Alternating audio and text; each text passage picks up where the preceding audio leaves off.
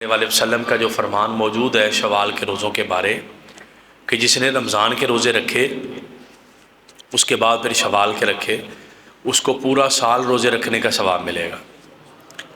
تو وہ جو بعد کے 6 روزے رکھنے ہوتے ہیں اس ماہ میں شوال میں، وہ آپ شوال میں کسی دن بھی رکھ سکتے ہیں، کوئی لازمی نہیں ہے کہ پہلا روزہ لازمی ہے جی یا کٹھے رکھنے ہیں یا الگ الگ رکھنے ہیں، اس میں نہیں، جیسے کسی کو سہولت ہے ویسے رکھ لے، کو پہلا روزہ رکھ لے، دوسرا رکھ لے، تیسرا رکھ لے، یعنی پورے مہینے میں کسی بھی دن اس نے روزہ رکھ لے اور 6 روزے پورے کرے ہو تو انشاءاللہ اللہ پاک کے فضل سے اور اللہ کی توفیق سے، چونکہ حدیث نے کہہ دیا تو اللہ کی رحمت اس پہ ہو گئی، اللہ اس کو پورے سال کے روزے رکھنے کا ثواب عطا فرما، رمضان کے رکھ کے پھر شوال کے رکھے جائیں۔ تو یہ ایک مسئلہ ہے شرعی طور پر جو میں نے آپ کو بتایا کہ شوال کے روزے کیسے رکھنے ہیں۔ چونکہ شوال کا جو مہینہ ہے اس کے اندر عید بھی آتی ہے، اس کے اندر جو ہے وہ اور بھی دیگر بے شمار معاملات ہمارے اہل ایمان کے، اہل اسلام کے ہیں، تو ان میں سے ایک تو میں نے آپ کو بتا دیا، یہ روزے رکھنے والا مسئلہ ہے کہ روزے آپ رکھیں، اس میں کوشش کریں کہ بندہ جمعے کا دن یا پیر کا دن رکھ لے روزہ، جمعے کا اور اس کے ساتھ ایک دن اور ملا لے، وہ بھی اچھا ہے، 2 روزے رکھتا جائے۔ ساری زندگی ایک بندہ روزے رکھتا ہے، مطلب ہر روز ہی روزہ، ہر روز ہی روزہ، اس کا زیادہ ثواب ہے یا ایک دن رکھ کے ایک دن چھوڑے اس کا زیادہ ثواب ہے؟ تو ایک دن رکھ کے ایک دن چھوڑنے کا زیادہ ثواب ہے، ٹھیک ہے نہیں؟ یعنی ایک بندہ پورا سال ہی روزے رکھتا جا رہا ہے، چھوڑتا ہی نہیں، اس کا زیادہ ثواب ہے یا بیچ میں ایک ایک چھوڑ کے رکھے، چھوڑ کے رکھنے کا زیادہ ثواب؟ اس کی وجہ یہ ہے کہ اگر وہ اور روزے رکھتا جائے گا نا، یہ ہر روز اس کی عادت ہو جائے گی، اسے روزہ محسوس ہی نہیں ہونا، روزہ محسوس نہیں ہوگا، اس کی عادت ہو جائے گی بس صبح شام ہی کھانا ہے، خیر ہے۔ تو اگر بیچ میں ایک دن چھوڑے گا، ایک دن رکھے گا، پھر کسی دن دوپہر میں کھائے گا، کسی دن روزہ رکھنا پڑے گا، تو اس میں نفس پہ وزن زیادہ ہے، طبیعت پہ بوجھ زیادہ ہے۔ آپ دیکھیں بندہ گرمیوں میں ٹھیک وضو کرتا ہے کہ سردیوں میں؟ گرمیوں میں، کیونکہ پانی شرح کھل آگے استعمال کر لیتا ہے، لیکن ثواب زیادہ سردیوں کے وضو کا ہے کیونکہ اس میں تکلیف زیادہ ہے، اس میں اذیت زیادہ ہے نا، بندے کو تکلیف زیادہ ہوگی وضو کرے گا۔ اور روزہ بندہ آسانی سے رکھ سکتا ہے سردیوں میں، گرمیوں میں بہت مشکل ہے، لیکن روزہ گرمیوں میں رکھنے کا زیادہ ثواب ہے کیونکہ اس میں تکلیف زیادہ ہے۔ تو جس عبادت میں جتنی زیادہ مشقت ہے اس کا ثواب بھی اتنا زیادہ ہوتا ہے۔ جیسے نماز کے بعد آپ نفل پڑھتے ہیں، سنتیں پڑھتے ہیں، تو نفل بعض بندے بیٹھ کے پڑھتے ہیں، یقیناً ہو جاتے ہیں، کوئی گناہ نہیں کسی قسم کا، بغیر مجبوری کے بھی بیٹھ کے نفل پڑھیں گے تو ہو جائیں گے، کوئی گناہ نہیں ہے کسی قسم کا۔ لیکن زیادہ ثواب کس میں ہے؟ کھڑے ہو کے پڑھ دیں، زیادہ ثواب کس میں ہے؟ کھڑے ہو کے پڑھ دیں میں، کیونکہ کھڑے ہوں گے جسم کی طاقت زیادہ لگے گی، انرجی زیادہ لگے گی اس کی، تو زیادہ جس میں مشقت ہو، جیسے مثال کے طور پر ایک بندہ ایک رات میں 100 نفل پڑھتا ہے اور ایک بندہ جتنی دیر میں اس نے 100 نفل پڑھا ہے اتنی دیر میں اس نے 2 نفل پڑھے، مطلب اتنا قرآن اس نے پڑھا اس میں کہ 100 نفل جتنا ٹائم لگا دیا، اس نے 100 پڑھے ہیں، اس نے 2 پڑھے ہیں، ثواب 2 والے کو زیادہ ہے۔ کیوں جی؟ جس نے 100 پڑھنے ہیں اس نے بیچ میں بیٹھنا بھی ہے، رکوع بھی کرنا ہے، سجدہ بھی کرنا ہے، ساہ نکل جانا ہوگا، نمبر 1۔ یہ مسلسل ہی کھڑا ہے، مسلسل ٹانگوں پہ کھڑا اور اس کی ٹانگوں پہ بوجھ آیا ہوا ہے، اور ایک دوسرا یہ کہ اس نے قرآن زیادہ پڑھنا، اس میں جتنا زیادہ کھڑا رہے گا اتنا زیادہ قرآن پڑھا جائے گا۔ تو نماز میں سب سے افضل جو پڑھے جانے والی چیز ہے وہ قرآن ہے، باقی بھی افضل ہے لیکن ان سب میں جو اعلیٰ ہے وہ قرآن ہے، تو جتنا زیادہ یہ قرآن پڑھتا جائے گا اتنا زیادہ ثواب ملتا جائے گا۔ تو اس لیے یہ چیزیں ان میں رکھنی چاہیے کہ شوال کے روزے جو ہیں وہ بندہ کٹھے 6 بھی رکھ دے تو بھی ہو جانے ہیں، الگ الگ رکھ دے تو بھی ہو جانے ہیں، لیکن اگر کسی نے 6 ہی رکھنے ہیں تو بہتر یہ ہے کہ الگ الگ رکھ لے، وہ زیادہ اچھا ہے۔ لیکن میں یہ لازمی نہیں کہہ رہا کہ ذہن میں رکھیے گا مسئلہ بھی الگ الگ ہی رکھنے ہیں، کٹھے بھی رکھ سکتے ہیں، الگ الگ بھی رکھ سکتے ہیں، پہلے دنوں میں بھی رکھ سکتے ہیں، درمیانی میں بھی رکھ سکتے ہیں، کسی میں بھی رکھ سکتے ہیں، پر رکھنے دینے رات کا روزہ نہیں رکھنا۔ میں رات کو روزہ رکھ کے نہیں سو جانا، بھی روزہ رات کا ہے۔ دن کے ٹائم پہ کسی پہ بھی آپ رکھیں، وہ روزہ جو ہے آپ کا وہ ہو جائے گا، اس کا ثواب بھی آپ کو ملے گا۔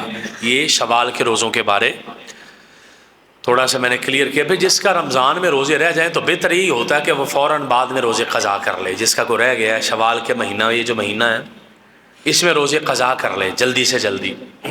سب سے اچھا یہ ہے جتنا جلدی کر سکتا ہے اتنا ہی زیادہ اچھا ہے، اور روزوں کو قضا وہ اپنا جس کے رہ گئے ہیں وہ اپنا جلدی سے جلدی انہیں رکھ لے تاکہ اس کے سر سے بوجھ اتر جائے۔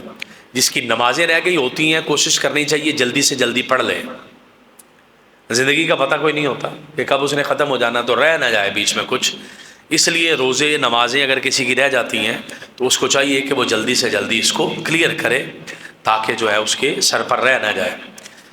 اور ہمارے جو بزرگ گزرے ہیں جن کی زندگیاں گزر گئی ہیں ان کاموں کے اندر، اللہ پاک نے ان پر اپنا فضل کیا، اللہ پاک نے ان پر اپنی رحمت کی ہے، تو وہ بھی سارا دن بھی اگر مثال کے طور پر انہوں نے اپنا کام کاج کیا ہے یا کو پڑھنے پڑھانے کا سلسلہ کیا ہے، ان کی زندگیاں بھی ہم دیکھتے ہیں پھر ساری رات انہوں نے نفل بھی پڑھے ہیں۔ میں پڑھ رہا تھا حضرت سیدنا امام اعظم ابو حنیفہ رضی اللہ تعالیٰ عنہ، جب آپ کا وصال ہوا تو آپ کے پڑوس کے اندر کوئی لوگ رہتے تھے غیر مسلم، انہوں نے کہا ان کے بیٹے نے کہ ہمارے پڑوسیوں کے گھر میں ایک درخت تھا انہوں نے کاٹ دیا شاید۔ تو ان کے والد نے بتایا بیٹا وہ درخت نہیں تھا، وہ تو امام اعظم ابو حنیفہ خود تھے جو ساری رات سے ان میں کھڑے نمازیں پڑھتے رہتے تھے۔ یعنی ایسا ان لوگوں نے اپنے آپ کو دین کے ساتھ باندھ رکھا تھا، ساری رات ہی کھڑے ہیں مصلی پر۔ اور میں نے پڑھا کتابوں کے اندر موجود ہے کہ حضرت سیدنا امام اعظم ابو حنیفہ رضی اللہ تعالیٰ عنہ، ایک شخص کہنے لگے میں ملنے گیا آپ سے، تو میں نے کہا چلو فجر کی نماز آپ پڑھتے ہیں تو فجر کی نماز کے بعد ملتا ہوں آپ سے۔ آپ نے فجر کی نماز پڑھائی، آپ بیٹھ گئے بچوں کو پڑھانے کے لیے، زور تک پڑھاتے رہے، فجر سے لے کر ظہر تک بندہ پڑھا رہا ہے۔ اب جب ظہر کا ٹائم آ گیا نماز پڑھی تو میں نے کہا چلو اب اس کے بعد فارغ ہو جاتے ہیں، تو ظہر سے لے کر عصر تک پڑھانے لگ پڑے۔ میں نے کہا چلو اب عصر کے بعد فارغ ہوں گے، اب عصر سے لے کر مغرب تک پڑھا رہے ہیں، پھر دین سکھا رہے ہیں، پھر مغرب سے عشاء تک۔ میں نے کہا چل اب عشاء ہو گئی اب تو لوگ چلے گئے، تو اب عشاء کی نماز پڑھ کے وہ نفل پڑھنے انہوں نے شروع کر دیے۔ اب جب عشاء کی نماز مکمل ہو گئی، نفل وغیرہ لوگوں نے پڑھ دیے، لوگ چلے گئے، تو آپ اٹھ کے کھڑے ہو گئے عشاء کے بعد، صبح فجر تک نفل پڑھتے رہے، صبح فجر تک نفل پڑھتے رہے۔ ایک دن ہے، 2 دن ہے، 3 دن ہے، تیسرے دن پھر میں چلا گیا۔ میں نے کہا ان سے تو بات کرنے کا موقع ہی نہیں ملے گا۔ تیسرے دن میں چلا گیا کہ اب تو ان سے بات کرنے کا موقع نہیں ملے گا۔ یعنی اس طریقے سے لوگ اللہ کی عبادت کرتے تھے، اور ہم نے اپنے آپ میں غور و فکر کرنا ہے۔ اب ہم گھر سے آئے ہیں یا جہاں سے بھی آئے ہیں، سارا دن جب صبح سے اٹھے ہیں فجر کے بعد سے لے لیں، اب جب بھی آپ کی آنکھ کھلی ہے اس کے بعد سے لے لیں، اور ابھی تک آپ نے اپنے ٹائم پہ غور کرنا ہے کہ پورے دن میں نے کتنا ٹائم ضائع کیا ہے، جس میں کچھ بھی نہیں کیا۔ کچھ چائے پی ہے، دوستوں کے ساتھ گپ شپ لگائی ہے، ادھر ادھر دی ملک دی سیاست دی گفتگو کی بھی، ہوں ملک حکومت چنگی ہے، ہوں حکومت ماڑی ہے، ہونا مہنگا ہونا، جس کا مجھے کوئی فائدہ نہیں ہے، مجھے وہی کرنا پڑے گا جو میں کر رہا ہوں۔ وہ سارا دن گننا ہے۔ اگر ہم سارے دن کو گنیں گے نا تو ہمارے دن میں شاید اگر 12 گھنٹے ہم جاگے ہیں نا تو اس میں سے 4 5 6 7 گھنٹے ایسے ہیں جس کو ہم نے ٹوٹل ضائع کیا ہے، ٹوٹل ہم نے ضائع کیا ہے۔ میں نے کتابیں پڑھی ہیں، یہاں تک بھی لکھا کہ بعض ایسے بزرگ تھے، حضرت معروف کرخی رضی اللہ تعالیٰ عنہ، آپ روٹی نہیں کھاتے تھے چبا کے، روٹی چبا کے نہیں کھاتے تھے، آپ روٹی کی جگہ ستو پیتے تھے۔ تو کہا جی ستو کیوں پیتے ہیں؟ کہتے روٹی چبانے میں اور ستو کھانے میں مجھے 70 تسبیحوں کا فرق محسوس ہوتا ہے۔ میں روٹی چباتا ہوں تو ٹائم لگ جاتا ہے، ستو جلدی پی لیتا ہوں میں، روٹی لانی پڑتی ہے، پکانی پڑتی ہے، یہ کرنا پڑتا ہے، وہ کرنا پڑتا ہے۔ ستو پانی میں ڈالے، گھول کے پی لیے، پیٹ کی آگ بجھ گئی ہے، کام ختم ہو گیا۔ اب وہ کھانے میں بھی فرق، ٹائم میں بھی بچت، 70 تسبیحات کا فرق میں نے روٹی کھانے میں اور ستوؤں کے استعمال میں محسوس کیا، اس لیے میں نے کہتے روٹی کھانا چھوڑ دیا، اس کی جگہ ستو پینے شروع کر دیے۔ یعنی ان لوگوں کی زندگی، انہوں نے اپنا ٹائم اس قدر قیمتی اس کو کر رکھا تھا اور ایسے اس کو استعمال کرتے تھے۔ اب ہم اپنا ٹائم کس قدر استعمال کرتے ہیں، کیسے استعمال کرتے ہیں، یہ آپ کے سامنے ہے کہ ہم نے اپنا ٹائم کتنا ضائع کیا ہے سارے دن میں، ہم نے اپنے ٹائم کو کس طریقے سے استعمال کیا ہے، اور ہم نے اپنے ٹائم کتنا دنیا میں لگایا، کتنا آخرت میں لگایا، اور کتنا کسی کام میں بھی نہیں لگایا، کتنا کسی کام میں بھی نہیں لگایا، کچھ بھی نہیں کیا۔ میں لڑائی ہو رہی ہے، کوئی مثال کے طور پر کھڑے ہو کے دیکھ لیں گے 10 منٹ 15 منٹ، تو وہ نہ ہماری دنیا کے لیے نہ ہماری آخرت کے لیے، بلکہ یا تو چھڑا سکتے ہیں تو چھڑائیں، ورنہ واپس آ جائیں۔ آپ کو اللہ کا ذکر کر لیں، کوئی تسبیح کر لیں، کوئی نماز پڑھ لیں، کوئی قرآن پڑھ لیں۔ کوئی کام ہماری زندگی کا ایسا ہوتا ہی نہیں ہے کہ اگر ہم اسے کہیں کہ یہ کام جو بندہ کر رہا ہے نا، یہ بالکل اس کے پورا اس نے ناپ تول کے اپنا ٹائم تقسیم کیا ہوا ہے، یہ ضائع نہیں کر رہا، یا یہ ٹائم دنیا کے لیے ہے اس کا یا آخرت کے لیے ہے۔ میں آپ کو پہلے بھی شاید بتا چکا ہوں، حضرت بابا فرید الدین عطار تذکرۃ الاولیاء والے، آپ پنساری تھے، بہت بڑے دکان تھی آپ کی پنسار کی، تو آپ اپنی دکان پر بیٹھے ہوئے، ایک فقیر آ گیا، اللہ کے نام پہ دے دو بابا، اللہ کے نام پہ دے دو بابا، تو آپ نے اپنے کام میں لگے توجہ میں، وہ فقیر کو اللہ والا تھا، پہنچا، اس نے کہا کیسا بندہ ہے، اللہ کو جان کیسے دے گا، اللہ کو جان کیسے دے گا، تیرے پاس تو مجھے خیرات دینے کے پیسے نہیں ہیں، ٹائم نہیں ہے، تو تم اللہ کو جان کیسے دے گا؟ تو فرید الدین عطار بڑے سمجھدار دانا آدمی تھے، کہنے لگے جیسے تو دے گا، جیسے تو اللہ کو جان دے گا نا ویسے ہی میں دوں گا۔ تو وہ اللہ کا ولی تھا، فقیر پہنچا ہوا، اس نے کیا کیا، اپنی گدڑی اتاری جو پہنی ہوئی تھی، اتار کے نیچے رکھی، اوپر سر رکھا، کہنے لگا دیکھنا میں ایسے دوں گا، یہ کہا اور اس کی روح نکل گئی، فوت ہو گیا۔ یہ بڑا پریشان ہوئے حضرت فرید الدین عطار رحمۃ اللہ تعالیٰ علیہ، اس کو کفن دفن کیا، انتظامات اس کے سارے مکمل کیے، سارا کچھ ہو گیا۔ اب جب مکمل ہو جانے کے بعد آپ اپنی دکان پہ واپس آئے تو وہ کفن بھی وہیں پہ پڑا ہوا تھا جو دے کے آئے، اور اوپر لکھا ہوا تھا جو ہمارے یار ہوتے ہیں نا، ہم ان کو کفن بھی خود ہی دلایا کرتے ہیں۔ تو فرید الدین عطار کہتے ہیں میری زندگی بدل گئی، میں نے کہا یار یہ تو میں تو ساری زندگی غلط لگا رہا ہوں، اب مجھے زندگی یوں بسر کرنی ہے، اب مجھے خدا کے ساتھ تعلق یوں جوڑنا ہے نا، ہمارا خدا سے تعلق کتنا ہے اس پہ بھی غور کرنی ہے، ہمارے جو 24 گھنٹے ہیں نا ہماری زندگی کے، اس پہ بھی غور کرنی ہے کہ 24 گھنٹوں میں اللہ کو کتنا ٹائم دیا ہے۔ میں اپنی مرضی سے میں نے ٹائم بنا دیا کہ اللہ کا ٹائم یہ ہے اور اس کا یہ ٹائم ہے، اپنی مرضی سے فیصلے میں کر رہا ہوں کہ نہیں یہ جو میں کر رہا ہوں نا یہ نیکی ہے، میری مرضی سے کیوں ہی نیکی کا نام تھوڑی ہے۔ میں نے شروع میں آپ کو بتایا نہیں ہے کہ پورا سال اگر کوئی بندہ روزے رکھتا ہے اور ایک بندہ ایک دن چھوڑ کے ایک دن روزہ رکھتا ہے تو زیادہ ثواب کس کو ہے؟ ایک دن چھوڑ کے رکھنے والے کو، جس میں نفس کو تکلیف ہے، جس میں اپنے آپ کو بندے نے مجبور کر کے عبادت پہ لگانا ہے، ثواب اس میں زیادہ ہے۔ تو میری مرضی ہے کہ یہ نیکی میں سمجھتا ہوں، میں تو نیکی سمجھ کے کر رہا ہوں، میرے سمجھنے سے تھوڑی ہو جانی نیکی۔ نیکی کسے کہتے ہیں؟ نیکی وہ ہے جو جس کا حکم، جس کا عمل میرے اور آپ کے آقا نے دیا ہے، میرے آقا نے کیا ہے، وہ نیکی ہے، وہ عمل ہے، وہ کام ہے، وہ کرنا ہے تو ثواب ملنا ہے۔ میں آپ کو ایک مثال دینے لگا ہوں، آپ حیران رہ جائیں گے۔ ایک ہوتا ہے یوم شک، جیسے یہ ابھی عید گزری ہے، یوم شک یہ ہوتا ہے کہ بادل بنے ہوں، جیسے ابھی بادل بنے ہوئے ہیں، بادل بنے ہوں تو اس میں چاند دیکھنے کے لیے بندے بیٹھتے ہیں، شام کو چاند نظر نہیں آتا، توجہ چاہیے ہوگی پوری، مسئلہ بڑا اہم ہے جی۔ یوم شک ہوتا ہے کہ اس میں شام کو چاند دیکھنے کے لیے بیٹھے، جیسے 29 رمضان ہوا، یہ شعبان کا مہینے کے بعد رمضان آنا، تو 29 شعبان کو لوگ چاند دیکھنے کے لیے بیٹھے، توجہ کریں گے سمجھ آئے گا مسئلہ۔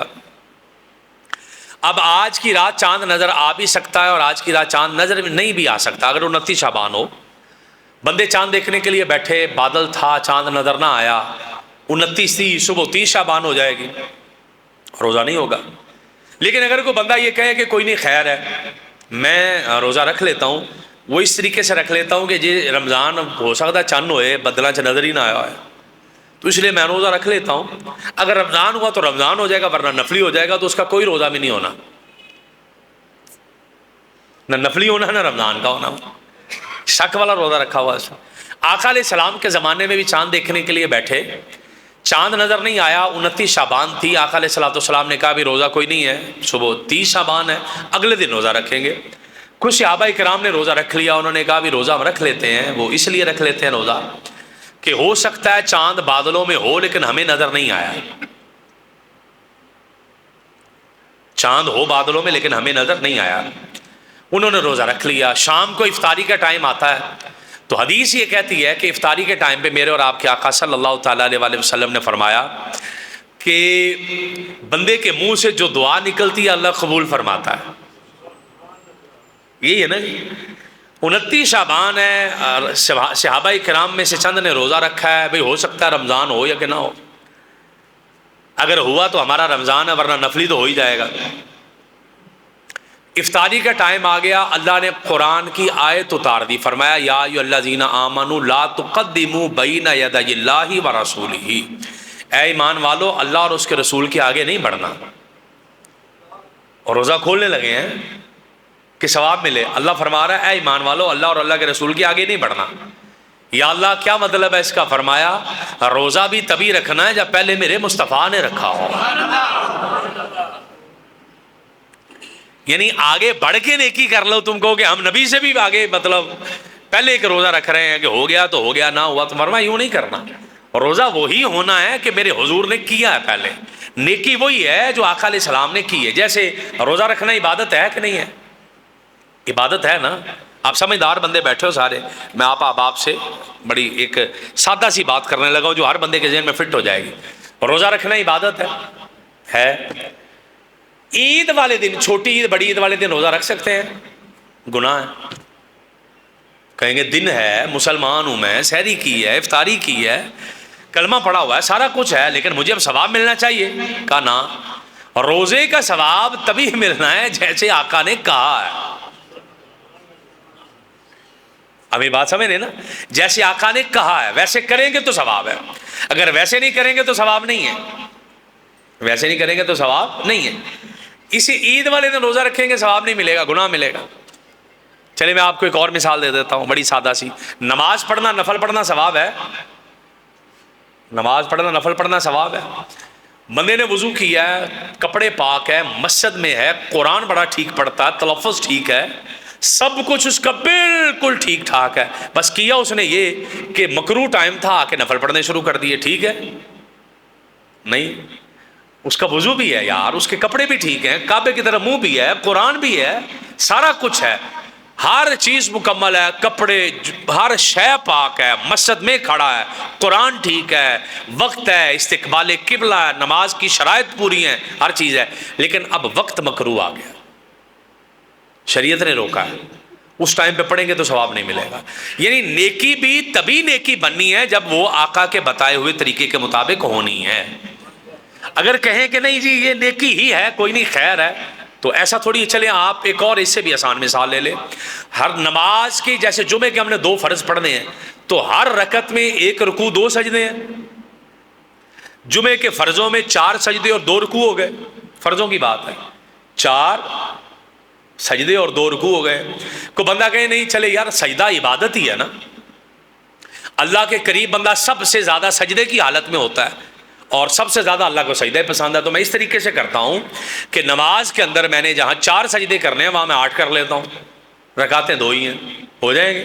نہیں، انج نہیں ہونا۔ عبادت بھی وہی کرنی ہے، اسی طریقے سے کرنی ہے، اور وہی چیز عبادت کہلائے گی جس چیز کو آقا علیہ الصلوۃ والسلام نے بتا دیا ہے۔ آپ کہیں کہ نہیں میں اپنی مرضی سے کرنا چاہ رہا ہوں عبادت، یہ نہیں ہونا، ایسا نہیں ہونا۔ عبادت وہی ہے، وہی طریقہ ہے، وہی کام ہے، وہی جو شریعت نے مقرر کیا ہوا پیمانہ ہے، اسی کے مطابق چلنا ہے تو عبادت کہلانی ہے۔ ورنہ آپ کچھ بھی کرتے رہیں جو شریعت کے مطابق نہیں ہے وہ عبادت نہیں ہے۔ نہیں، میری سمجھ میں یہ آیا، بھئی آپ کی سمجھ کی بات ہی نہیں ہے، میری سمجھ کی بات ہی نہیں ہے۔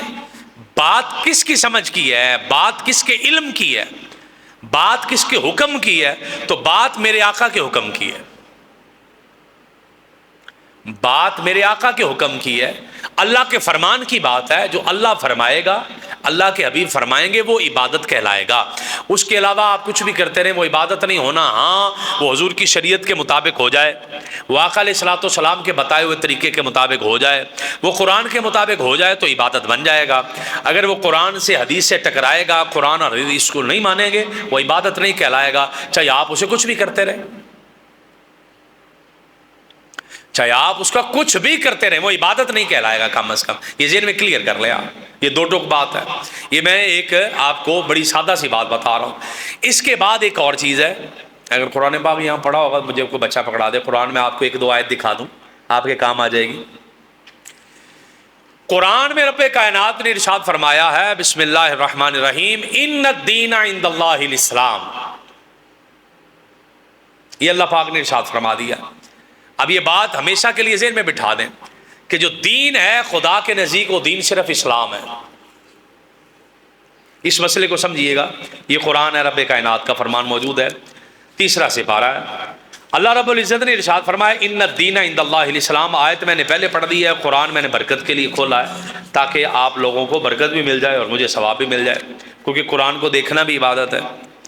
رب کائنات نے ارشاد فرمایا ہے، بسم اللہ الرحمن الرحیم۔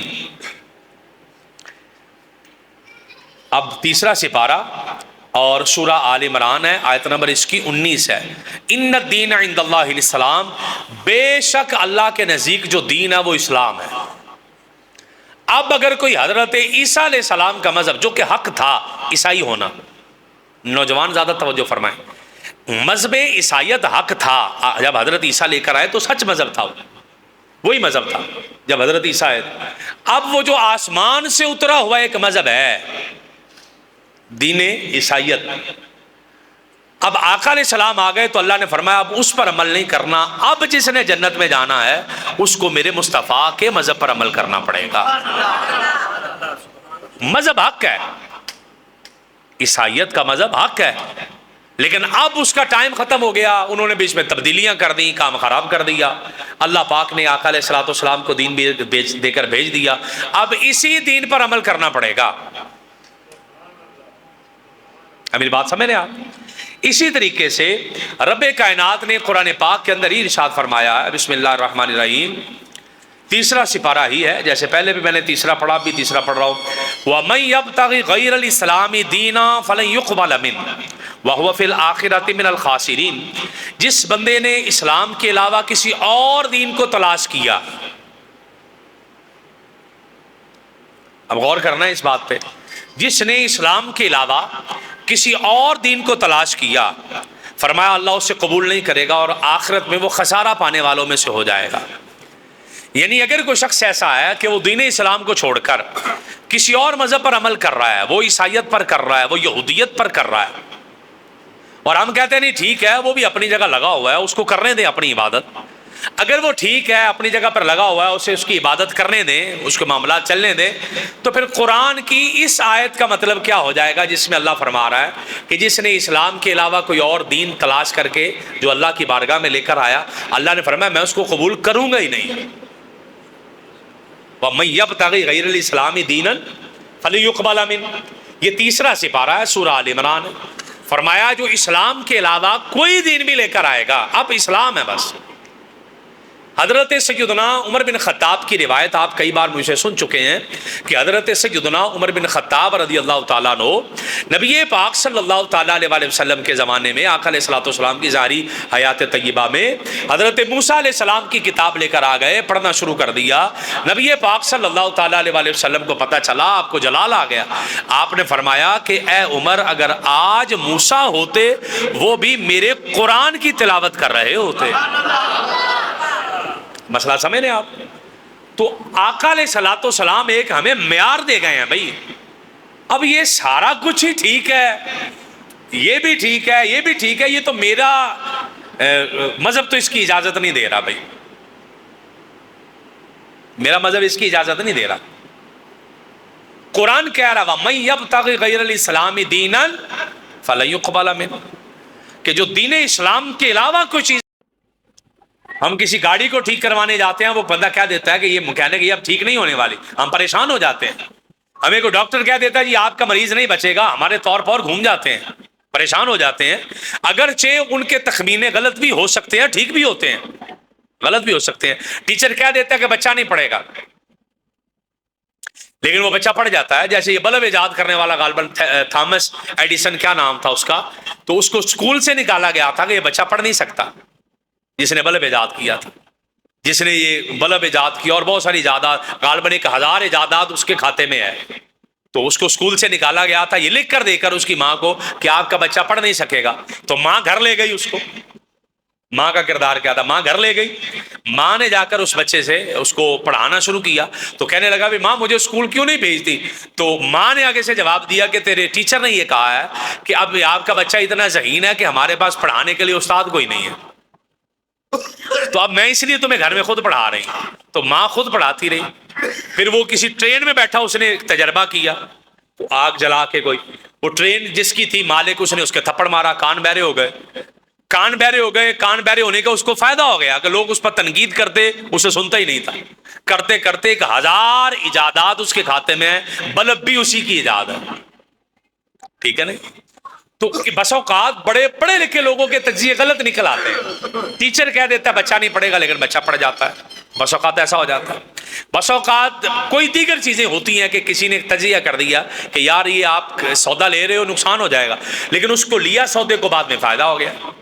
لیکن جس بندے نے اسلام کے علاوہ کوئی دین اللہ کی بارگاہ میں پیش کرنے کی کوشش کی، اللہ خود قرآن میں کہہ رہا ہے وَهُوَ فِي الْآخِرَةِ مِنَ الْخَاسِرِينَ کہ ایسا بندہ گھاٹا پانے والوں میں سے ہے، نقصان اٹھانے والوں میں سے ہے، جس کو رب کہہ دے کہ وہ گھاٹے والا ہے۔ آپ ایمانداری سے بتائیے گا کس کے کہنے پر وہ بندہ نفع میں آئے گا؟ یہ ممکن ہی نہیں ہے۔ جس کو اللہ کہہ دے کہ اس میں گھاٹا ہے، وہ ہے ہی ہے۔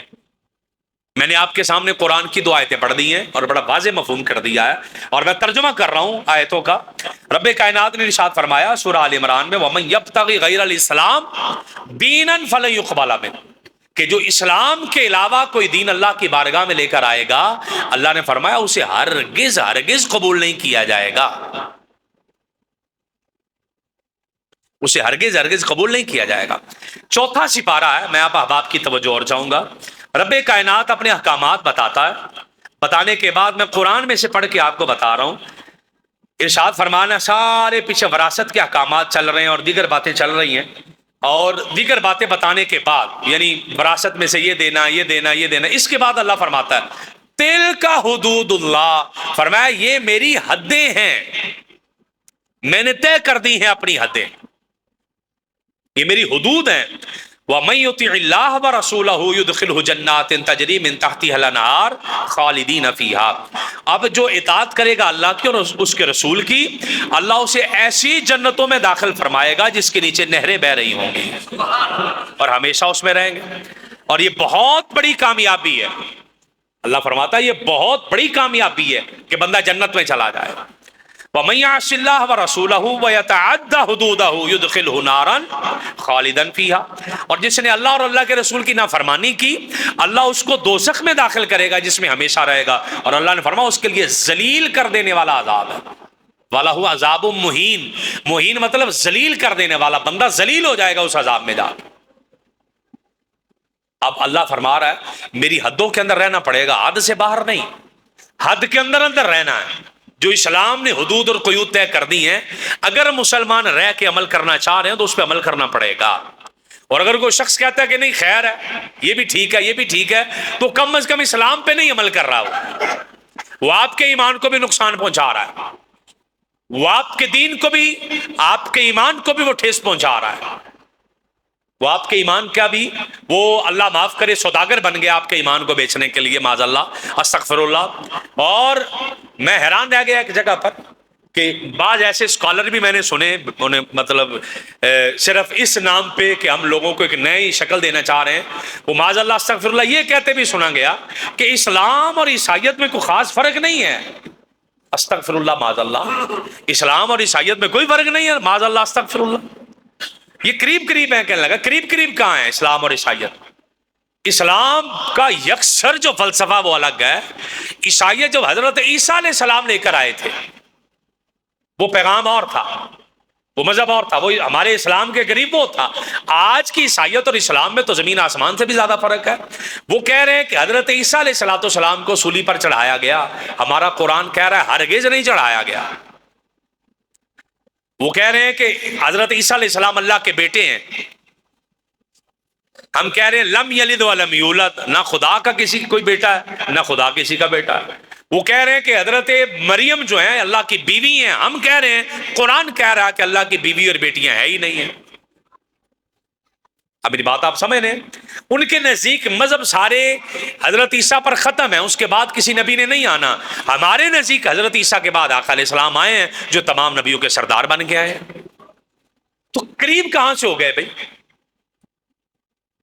کیسے ایک مذہب کا وہ؟ ہاں یہاں ایک ہوتے ہیں قرآن میں کہ عیسائیت کے اندر بھی یہی دعوت تھی کہ اللہ ایک ہے، ہمارے مذہب میں بھی دعوت یہی ہے کہ اللہ ایک ہے۔ عیسائیت میں بھی یہی تبلیغ تھی کہ مرنے کے بعد اٹھایا جائے گا، ہمارے مذہب میں بھی یہی تبلیغ ہے کہ مرنے کے بعد اٹھایا جائے گا۔ ان کے ہاں بھی یہی ہے کہ حشر لگے گا، ہمارے ہاں بھی یہی ہے حشر لگے گا۔ ان کے ہاں بھی یہی ہے حساب و کتاب ہوگا، ہمارے ہاں بھی یہی ہے حساب و کتاب ہوگا۔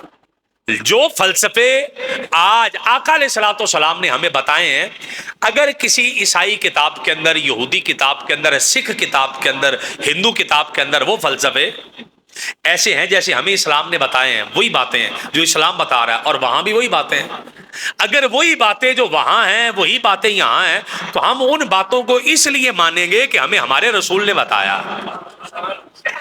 اب تھوڑا توجہ فرمائیے گا جملے پہ، میں ایک جملہ آپ احباب کو سمجھانے کی کوشش کرنے لگا ہوں، پتہ نہیں میں کامیاب ہوتا ہوں کہ نہیں ہوتا، یہ میری پوری تقریر کا خلاصہ ہے۔ اللہ ایک ہے، یہ عیسائی بھی مانتے ہیں، کچھ فرقے عیسائیوں کے مانتے ہیں، کچھ نہیں مانتے۔ یہودیوں کے فرقے بھی کچھ مانتے ہیں کہ اللہ ایک ہے، سکھ حضرات کے ہاں بھی کنسیپٹ یہی ہے کہ اللہ ایک ہے، ہندوؤں کے ہاں بھی کنسیپٹ یہی ہے کہ اللہ ایک ہے۔ تو کیا اللہ کو ایک ماننے سے بندہ مسلمان ہو جائے گا؟ نہیں، ایسا نہیں ہوگا۔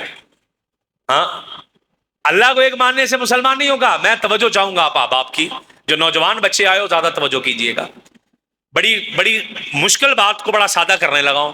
کیا اللہ کو ایک ماننا، یہ فلسفہ، یہ کنسپٹ اگر کسی کا کلیئر ہے کہ اللہ ایک ہے، بس بھائی میں نے مان لیا، مسلمان ہو گیا؟ نو، نہیں ہوگا مسلمان۔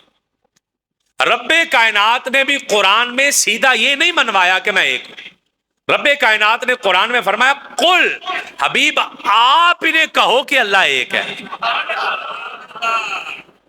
قل، اے حبیب آپ انہیں کہو کہ اللہ ایک ہے۔ تو یا اللہ تیرے بندے ہیں، تو کہہ تیری زیادہ مانیں گے، تیرے بندے ہیں تو انہیں کہہ تیری زیادہ مانیں گے؟ فرمایا نہیں، حبیب قل آپ انہیں کہے کہ اللہ ایک ہے۔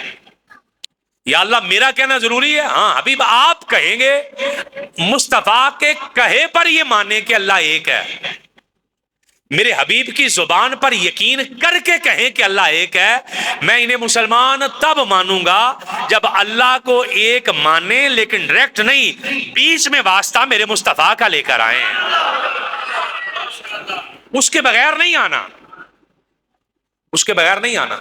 میں آپ کو تھوڑی سی توجہ فرمائیں، یہ میرے موضوع کے متعلقہ بات نہیں ہے، صرف سمجھانے کے لیے آپ کو غزوہ بدر کا جو میں نے خطاب کیا تھا، اگر کسی کے ذہن میں کچھ ہے تھوڑا سا تو اس کو ذہن میں دہرائیے گا کہ جب حضرت جبرائیل اترے ہیں زمین پر جنگ لڑنے کے لیے، واپس گئے، آقا علیہ السلام نے نماز پڑھائی، تو حضرت جبرائیل امین نماز کے اندر آقا علیہ السلام مسکرائے، صحابہ کرام نے سلام پھیرنے کے بعد عرض کی حضور آج آپ نماز میں مسکرائے تھے، کس لیے؟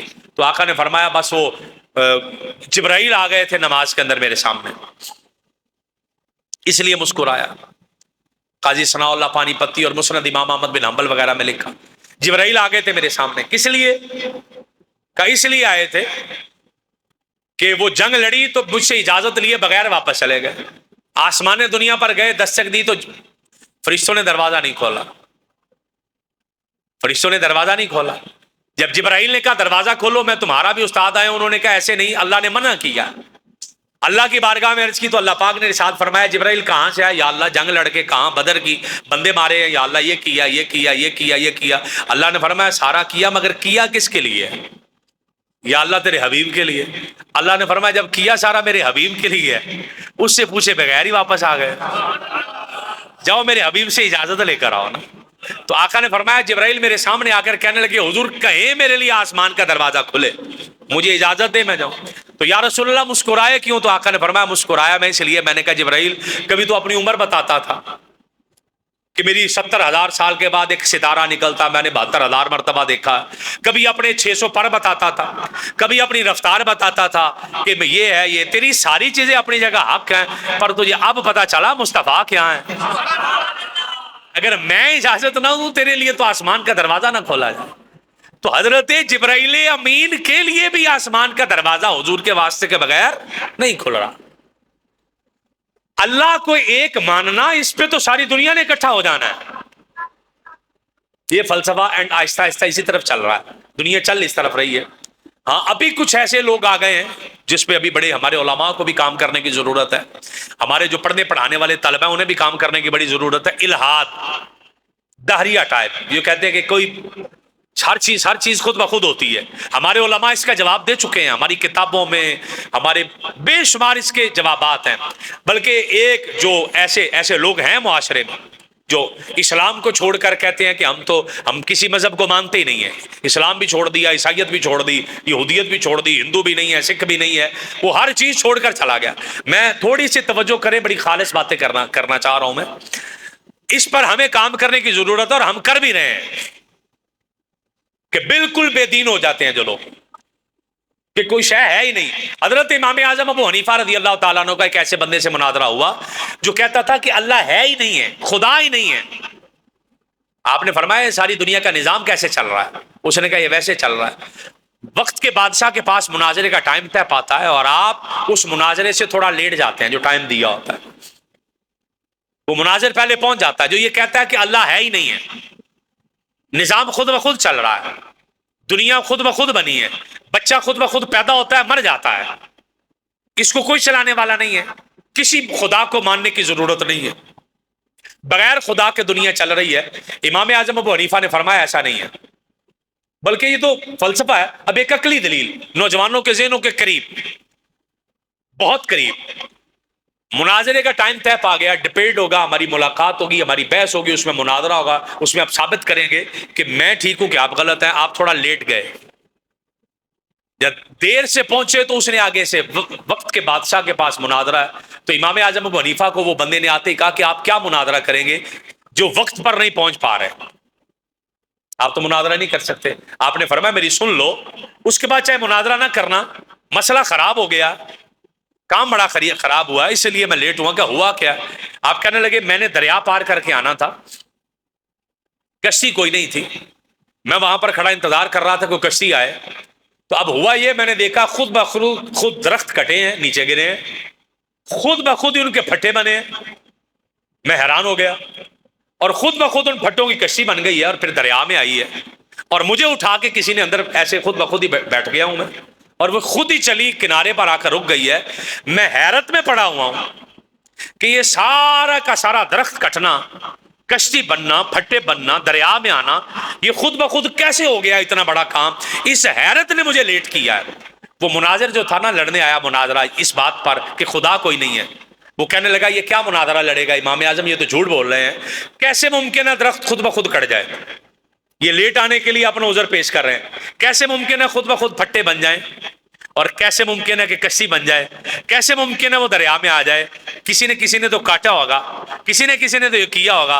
امام اعظم فرماتے ہیں یہی تو تمہیں سمجھانا چاہ رہا ہوں، اگر ایک کشتی خود بخود نہیں بن سکتی تو اتنی بڑی زمین کیسے خود بخود بن سکتی ہے؟ یہ آسمان کیسے خود بخود بن سکتا ہے؟ ایک ٹیبل، ایک میز خود بخود نہیں بن سکتا، ایک کرسی نہیں بن سکتی کسی بنانے والے کے بغیر، ایک چائے کا کپ خود بخود نہیں بن سکتا، تو اتنی بڑی دنیا کیسے بنے گی؟ اس کا مطلب ہے خدا ہے، خدا کے بغیر نظام نہیں ہے۔ عقل بھی مانتی ہے، یہ مسئلہ سمجھیے گا، نوجوان زیادہ توجہ کیجئے گا۔ اگر کوئی شخص کسی جنگل میں رہتا ہے، نوجوان بچے زیادہ توجہ فرمائیں، اگر کوئی شخص کسی جنگل میں رہتا ہے، نہ اس کے پاس کوئی موبائل ہے، نہ ٹی وی ہے، نہ نیٹ ہے، نہ کوئی عالم دین ہے، نہ اسکول ہے، نہ ٹیچر ہے، نہ کوئی کتاب ہے، جنگل میں پلا بڑا پیدا ہوا اور اسی حالت میں دنیا سے چلا گیا، ایسے بندے پر بھی لازم ہے کہ خدا کو ایک مانے۔ ایسے بندے پر بھی جس کے پاس کوئی بھی چیز تبلیغ کا ذریعہ، ذرائع ابلاغ کے ذریعے، نیٹ کے ذریعے، کسی ذریعے سے بھی نہیں، کیونکہ خدا کا ہونا یہ ایسا امر ہے جو عقل بھی مانتی ہے۔ عقل کہتی ہے کہ رب ہونا لازمی ہے، عقل۔ اللہ نے بندے کے اندر شعور ایسا پیدا کر دیا ہے۔ آپ سے سوال کرنے لگا ہوں، ایک چھوٹا بچہ جب ماں کی گود میں آتا ہے، اس کو بھوک لگتی ہے، بچہ روتا ہے، جب دودھ پی لیتا رونا بند کر دیتا ہے، اس کو یہ شعور کون دے رہا ہے کہ یہاں رونا ہے، یہاں چپ کرنا ہے؟ یہاں رونا ہے، یہاں چپ کرنا ہے۔ ایک زمین ہے، آپ ایک بندہ 1 ایکڑ زمین کاشت کرتا ہے، اس کی ایک کنال میں وہ کنک کا بیج پھینک رہا ہے، ایک میں مکئی پھینک رہا ہے، ایک میں جو پھینک رہا ہے، ایک میں باجرہ پھینک رہا ہے، ایک میں کوئی اور کسی قسم کا بیج پھینک رہا ہے۔ ایک ہی کھاد ہے، ایک ہی پانی ہے، ایک ہی مالک ہے، ایک ہی زمین ہے، ایک ہی کھیوٹ ہے، ایک ہی مربع ہے، ایک ہی قلعہ، سب کچھ ہے، لیکن ہر کنال میں سے الگ الگ درخت اگے گا، ہر ایک کا الگ الگ ذائقہ ہوگا۔ ایک ہی باغ ہے، اس میں آم بھی ہے، امرود بھی ہے، سیب بھی ہے، انگور بھی ہے، سب کچھ ہے، ایک ہی پانی ہے، ایک ہی مالک ہے، اور ایک ہی زمین ہے، مگر ہر پھل کا ذائقہ الگ ہے، مٹی ایک ہے، پانی ایک ہے، ہر ایک کا رنگ الگ ہے، ہر ایک کی خوشبو الگ ہے، ہر ایک کی تاثیر الگ ہے، ہر ایک کا اثر الگ ہے۔ یہ ایک ہی مٹی سے، ایک ہی طرح کے مالک کی زمین سے، ایک ہی پانی لگا کے، ایک ہی طرح کی آب و فضا کے اندر مختلف قسم کی تاثیریں، مختلف قسم کے ذائقے، مختلف قسم کی خوشبوئیں، مختلف قسم کے رنگ پیدا کون کر رہا ہے؟ رب ہے تو یہ سارا کچھ کر رہا ہے نا۔ اگر رب نہ ہو تو یہ نظام تو کوئی نہ چلا سکے، یہ ممکن ہی نہیں ہے۔ میں اس سلگتے ہوئے موضوع پر بات اس لیے کر رہا ہوں، حضرت سلطان صلاح الدین ایوبی، میں نوجوانوں سے مخاطب ہونے لگا ہوں، حضرت سلطان صلاح الدین ایوبی جنگ لڑنے کے لیے گئے، جب صلیبی جنگیں لڑی ہیں، آپ جنگ لڑ رہے ہیں اور آپ دیکھتے ہیں کہ فوجی سست ہوتے جا رہے ہیں، اور جنگ لڑنے کے ٹائم پہ کبھی ادھر کوئی گر رہا ہے، کبھی ادھر گر رہا ہے، کوئی مزہ نہیں آ رہا ہے جنگ لڑنے کا۔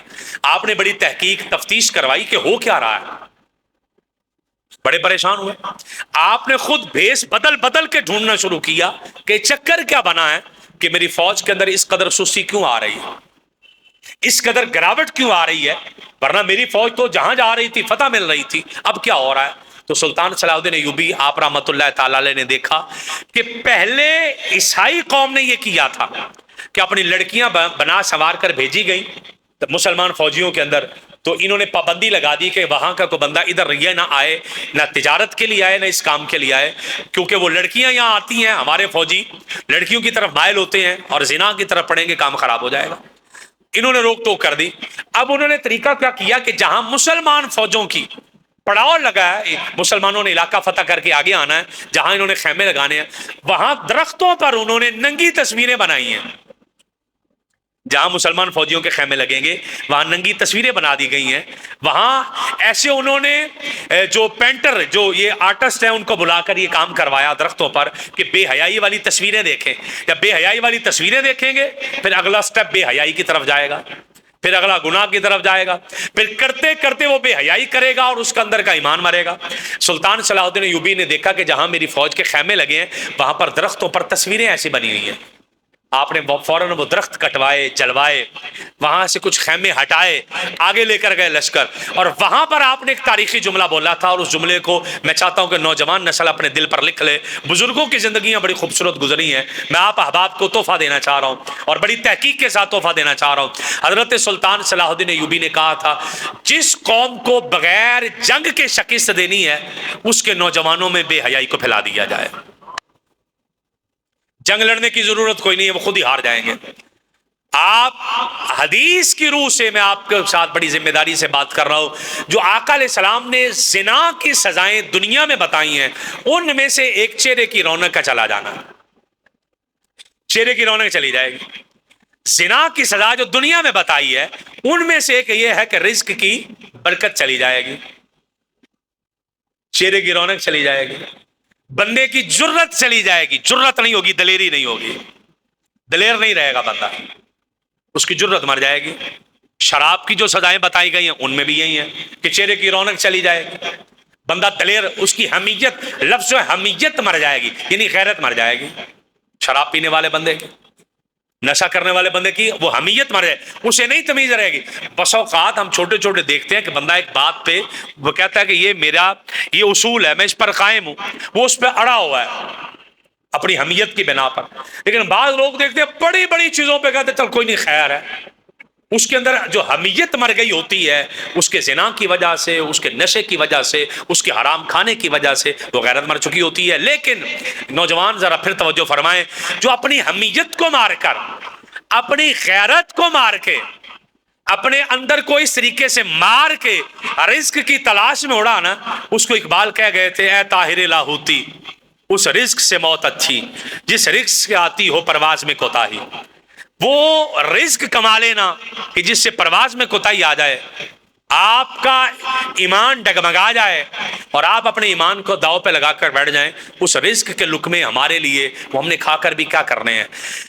پیسے آیا کرتے ہیں بس اوقات، اس رزق کو کھا کر پیسے آتے ہیں، لیکن میر جعفر میر صادق کو جب بھی آواز پڑتی تھی نا، جب ان کا وظیفہ آتا تھا تو آواز، جب پیسے لینے جاتے تھے، فنڈ لینے جاتے تھے، ان کے اندر ان کا ضمیر ان کے منہ پر تماچے مارتا تھا کہ وہ میر صادق ہے جو غدار ہے، وہ میر جعفر ہے جو غدار ہے۔ وہ میر جعفر میر صادق کہہ کے جب آوازیں پڑتی تھی کہ میر جعفر جنہوں نے ٹیپو سلطان کو شہید کروا دیا تھا اور جنہوں نے امت مسلمہ کے اندر ایک بہت بڑی بڑی دراڑیں پیدا کر دی تھی، اگر ہم نے اپنے مذہب کو کا پتہ کھیل کر، اگر ہم نے اپنے مذہب کو داؤ پہ لگا کر کوئی ایسا کام قدم اٹھا لیا کہ جس سے ہمارا مذہب ہمیں روک رہا تھا، جس کی میں نے قرآن پڑھ کے آپ کو سنایا کہ تلک حدود اللہ، یہ اللہ کی حدیں ہیں، آپ انہیں کراس نہیں کر سکتے، آپ ان سے آگے نہیں جا سکتے، اللہ نے منع کر دیا۔ اور ایک اور چیز ہے بہت بڑا فتنہ جس پر میں گفتگو کرنا چاہ رہا ہوں۔ اب ایسا طبقہ بھی آ گیا جو کہتے ہیں کہ ہم قرآن تو مان رہے ہیں لیکن حدیث ہم نہیں مانیں گے، ایسا طبقہ بھی موجود ہے۔ میں نوجوانوں سے مخاطب ہو رہا ہوں، پھر ہم قرآن تو مانیں گے، ہم حدیث نہیں مانیں گے۔ بھی آپ کیوں نہیں مانیں گے حدیث؟ کہتے ہیں حدیث تو بعد میں لکھی گئی، تو قرآن تو ٹھیک ہے، تو حدیث کا کیا پتہ ٹھیک ہے کہ غلط ہے۔ ایسے طبقے سے سوال ہے میرا کہ اگر حدیث بعد میں لکھی گئی تو قرآن بھی تو آقا علیہ السلام کے بعد ہی کتابی شکل میں لکھا گیا۔ اگر آپ کا حدیث پر یقین نہیں ہے تو پھر قرآن پر کیسے یقین ہے؟ ایک شخص مجھے بتا رہا ہے اس گلاس میں دودھ ہے اور اس میں شربت ہے، کیسا عجیب آدمی ہے، کہہ رہا ہے میں یہ دودھ والی بات مانتا ہوں، شربت والی نہیں مانتا۔ جن صحابہ نے ہمیں بتایا کہ اس کتاب کا نام قرآن ہے، انہوں نے ہی ہمیں بتایا کہ فلانی رسول اللہ کی حدیث بھی ہے۔ اگر آپ ان کے قرآن کو مان رہے ہیں، اس بات پر آپ کا یقین ہے، پھر آپ کا حدیث والی بات پر یقین کوئی نہیں، کیوں نہیں ہے؟ میں تھوڑا سا رکیں، آپ کو ایک اور مسئلہ سادہ کر دوں۔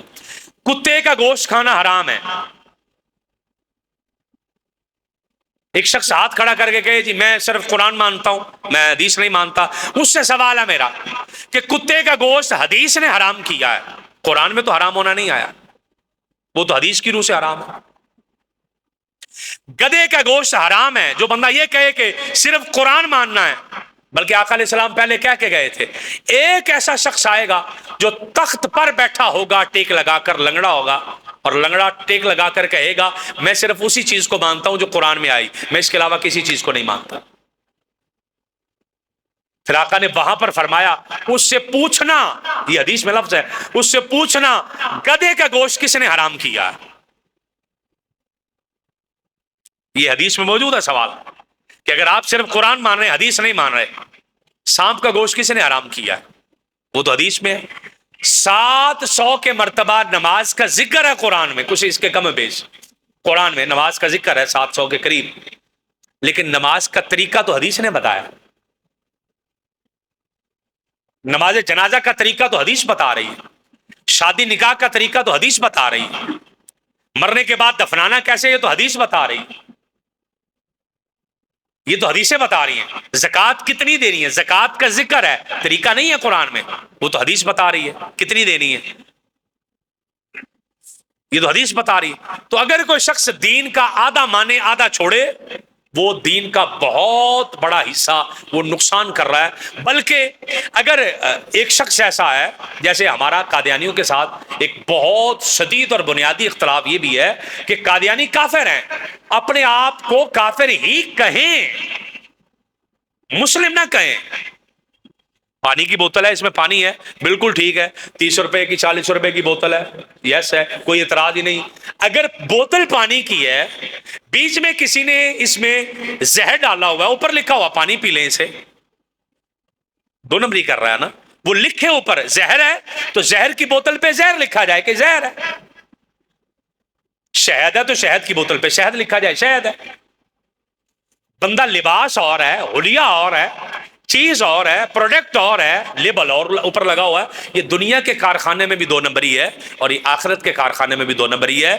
جو جس مذہب سے تعلق رکھتا ہے اس کا وہی مذہب ہے. میں آپ کو قرآن پڑھ کے دینے لگا ہوں اور فیصلہ کرنے لگا ہوں. ایک میرے پاس قرآن پاک ہے، 21واں سپارہ میں کھول رہا ہوں. میں حافظ قرآن بھی ہوں، میں نے پہلے بھی آپ کو کئی بار عرض کیا، اور یہ صورت میں نے 20 بار پڑھی بھی ہے، پڑھائی بھی ہے، اور میں اس کا اوپر سے دیکھ کر ترجمہ بطور برکت کرنے لگا ہوں. بسم اللہ الرحمن الرحیم. رب کائنات نے ارشاد فرمایا ما جعل اللہ لرجل من قلبین فی جوفی. ایک شخص آقا علیہ الصلوۃ والسلام کی بارگاہ میں آ گیا اور آ کر اس نے کہا کہ حضور میں ایک دل سے مسلمان ہوں، ایک دل سے کافر ہوں. یعنی میں آدھا مسلمان ہوں، آدھا کافر ہوں. یا یہ کہہ لیں میں مسلمان بھی ہوں، میں کافر بھی ہوں. یہ آیت نازل فرمائی، فرمایا حبیب صلی اللہ تعالی علیہ وآلہ وسلم ما جعل اللہ لرجل من قلبین فی جوفی. سورۃ الاحزاب ہے، سپارہ 21واں ہے، رب کائنات کا فرمان ہے.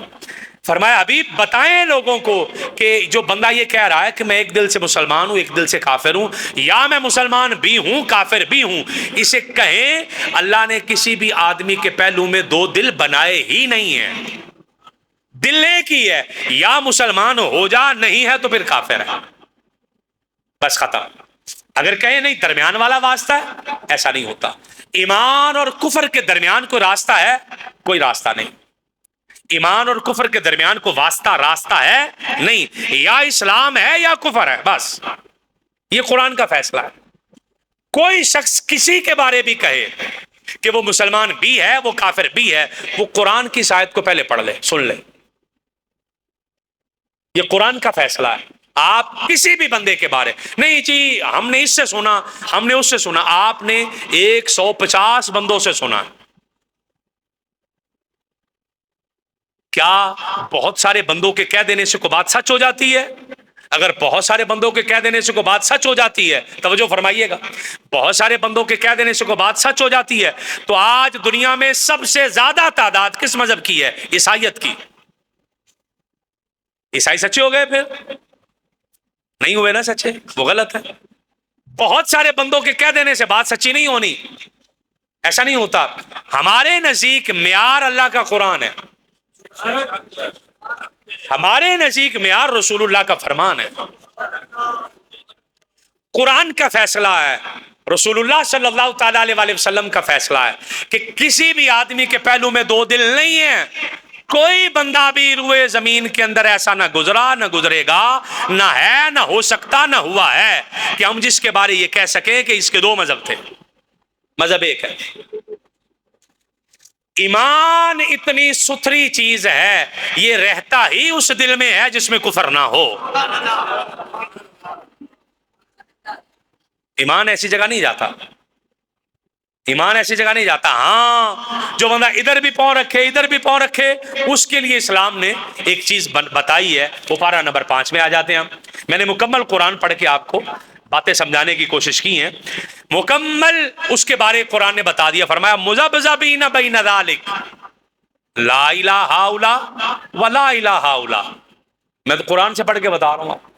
فرمایا جو بیچ میں ڈگمگا رہے ہیں، کبھی ادھر کبھی ادھر، یہ نہ ادھر کے ہیں نہ ادھر کے ہیں، اور انہیں بتاؤ کہ جنہیں اللہ گمراہ کر دے انہیں کوئی بھی راستہ پھر نہیں دیتا، نہ انہیں کوئی راستہ ملتا ہے. اور پھر آگے ایک آیت چھوڑ کر فرمایا ان المنافقین فی الدرک الاسفل من النار.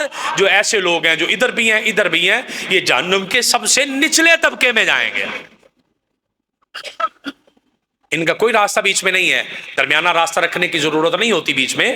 اس لیے اللہ کا شکر ادا کریں. میں قرآن کی ایک آیت پڑھ کے آپ کو نتیجے تک لے آیا ہوں.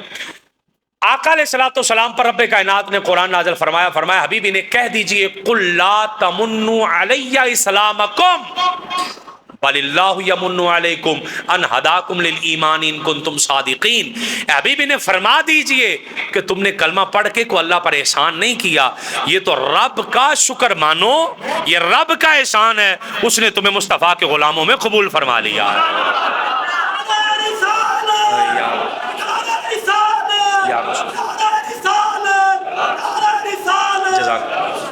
یہ رب کا شکر ہے کہ اس نے ہمیں قبول فرما لیا. اس لیے ایمان پر شکر ادا کریں، ایمان کی حدود اور قیود کے اندر رہیں، ایمان کی حفاظت مانگیں، ایمان کی سلامتی مانگیں. جب نماز پڑھیں، میں گفتگو سمیٹ رہا ہوں، جب نماز پڑھیں تو آپ کوشش کریں کہ کبھی ہفتے میں ایک بار چلیں، روزانہ نہیں، 2 نفل یہ بھی پڑھا کریں شکرانے کے. میں مشورہ دے رہا ہوں، اسلام نے فرض واجب نہیں کیے، میں مشورہ دے رہا ہوں. 2 نفل یہ بھی کبھی شکرانے کے پڑھے کہ مالک تیرا شکر ہے تو نے مجھے ان میں نہیں پیدا کیا جن کو مرنے کے بعد جلا دیا جاتا ہے. یا اللہ تیرا شکر ہے تو نے مجھے ان میں نہیں پیدا کیا جن کو مرنے کے بعد جانوروں کے سامنے پھینکا جاتا ہے یا جن کی لاش لپیٹ کے دریاؤں میں پھینکی جاتی ہے. یا اللہ تیرا شکر ہے تو نے مجھے ان میں پیدا کیا جن کے خزانے کی طرح قبر میں جا کے دفناتے ہیں اور زیارت کروانے کے لیے مصطفیٰ خود تشریف لاتے ہیں. اس پر اللہ کا شکر ادا کریں. ایک بہت بڑا ہمارے ننکانہ صاحب میں واقعہ پیش آیا کل پرسوں میں کہ 2-3 سکھ وہ مغرب کی نماز مسجد میں پڑھ گئے، مدینہ مسجد میں. تو اس میں بڑا شور شرابہ ہمارے شہر میں لوگوں نے مچایا کہ جائز ہے، کوئی کہتا ہے ٹھیک ہے، کوئی کہتا ہے غلط ہے، کوئی یہ کہتا ہے، کوئی وہ کہتا ہے. تو ہمارے پاس بھی بہت سارے، اس نے بھی رابطہ کر، اس نے بھی کر، ہمارے چونکہ ہم تحریراً بھی ہم دیتے ہیں لکھ کے، تو تحریراً ہم نے اس کا جاری کیا فتویٰ اور تحریر کر کے دیا کہ مسلمان کی عبادت گاہ میں جو شرعی مسئلہ ہے، چونکہ قرآن کہتا ہے یا ایھا الذین آمنوا انما المشرکون نجس، مشرک نجس ہیں. قرآن کہتا ہے کسی بھی غیر مسلم کا مسجد میں یوں آنا وہ جائز نہیں ہوگا. اسلام نے منع کر دیا اس کو. وہ کلمہ پڑھنے کے لیے آئے تو آئے، وہ دین سے متاثر ہو جاتا تو آ جائے، کلمہ پڑھ لے آ کے، وہ آ کر کلمہ پڑھے. لیکن آیا یہاں مسلم پڑھیں، یہاں عیسائی ساتھ نماز پڑھ لیں، چاہے ہمارے طریقے سے پڑھیں، نو، ایسا نہیں ہوگا. قرآن کا سپارہ 10واں میرا لکھی ہوئی تحریر موجود ہے پوری، اس کی ویڈیو بھی پوری موجود ہے، بنائی ہوئی ہے دلائل کے ساتھ، حوالہ جات صفحہ، اسی پہ پورا خطاب ہو جانا تھا. میں نے وہ چونکہ ہو چکا، وہ نوجوان دیکھ سکتے ہیں اس کو پورا. اس میں ایک ایک حوالہ دے کے ایک روایت پیش کرتے ہیں جس پر میں ایک لائن کی گفتگو کر دوں کہ آقا علیہ السلام کے زمانے میں نجران کا ایک وفد آیا تھا جس نے آ کر مسجد میں آقا علیہ السلام نے اجازت دی کہ تم عبادت کر لو، تو انہوں نے اپنے حساب سے عبادت کی تھی. یاد رکھیے گا اس حدیث کی 3 سندیں ہیں، تینوں کی تینوں ضعیف ہیں. وہ میں نے پوری تحقیق کی ہوئی ہے اس کی پوری ایک ایک لفظ کی، وہ تینوں کی تینوں سندیں ضعیف ہیں، وہ حدیث ثابت نہیں ہوتی. اور ہمارا جو موقف ہے اس پر قرآن کی واضح آیات ہیں، ما کان للمشرکین ان یعمروا مساجد اللہ، کہ یہ مشرکوں کے لیے جائز نہیں ہے کہ مسجدیں آباد کریں. مسجدیں کون آباد کرے گا؟ یہ اہل ایمان آباد کریں گے. تو غیر مسلم یوں آ کے مسجدوں میں عبادت کریں گے، بہت بڑا فتنہ کھل جائے گا. اس کو انتظامیہ کو بھی چاہیے ان کو روکے، چونکہ وہ صرف اور صرف اپنی جہالت کی بنا پر، انہیں پتہ نہیں تھا، انہیں شعور نہیں تھا، وہ اچانک آ گئے مسجد کے اندر اور آ کر انہوں نے پڑھ دی. تو اب اس پر ہم یہ نہیں کر رہے کہ انہیں کو سزا دینی چاہیے، ہم یہ کر رہے ہیں کہ انہیں سمجھانا چاہیے، ہم یہ کر رہے ہیں انہیں بتانا چاہیے، جو آنے والے لوگ ہیں انہیں گائیڈ کریں بھی آپ نے اپنی عبادت گاہوں میں عبادت کرنی ہے. آپ نے مسلمانوں کی جو مساجد ہیں، مسلمان بھی وہاں جا کر نماز نہیں پڑھ سکتا گردوارے میں، یہ بھی ذہن میں رکھیے گا. مسلمان کہے کہ میں بھی جا کے وہاں نماز پڑھ دوں، مسلمان بھی نہیں پڑھ سکتا، یہ بھی ذہن میں کلیئر کریں. اپنی عبادت خانوں میں کرنی ہوتی ہے، اپنی اللہ پاک کے فرامین سے ثابت ہے. اور اسلام نے حدود اور قیود طے کی ہیں، اس کے اندر رہ کے کوئی بندہ کہے نہیں جی وہ آئیں گے نہیں تو تبلیغ کیسے سنیں گے، تو بھی اللہ سے پوچھ لو اللہ نے کیوں کہا کہ مشرک نجس مسجد میں نہ آئے. ہمیں کیا پوچھ رہے ہو؟ قرآن کہہ رہا ہے 10واں سپارہ ہے سورۃ التوبہ کہ مشرک نجس ہے مسجد میں نہ آئے. تو پھر آپ کل کو کہیں گے جی حج دیکھیں گے تو مسلمان ہو جائیں گے، پھر حج میں بھی لے جائیں، حج میں منع کیا. تو یہ نہیں ہوتا طریقہ کار.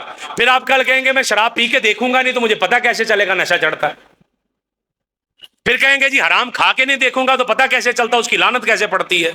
بندہ مار کے نہیں دیکھیں گے تو پتہ کیسے چلے گا بندہ مارنے کی سزا کیا ہوتی ہے. یہ سارے کام کر کے تھوڑی دیکھنے ہوتے ہیں. زہر کھائیں گے نہیں تو پتہ کیسے چلے گا بندہ مرتا ہے. ویسے بھی اندازہ کر لینا چاہیے کہ زہر کھانے سے بندے نے ماری جانا ہے. ویسے ہی اندازہ کر لینا چاہیے کہ جو ہے چوری کریں گے تو اس کی سزا مل جانی ہے، کیونکہ اسلام نے ایک حدود اور قیود طے کی ہیں، اس پر عمل کرنا ہم پر لازم ہے. اللہ پاک ہم سب کو عمل کی توفیق عطا فرمائے.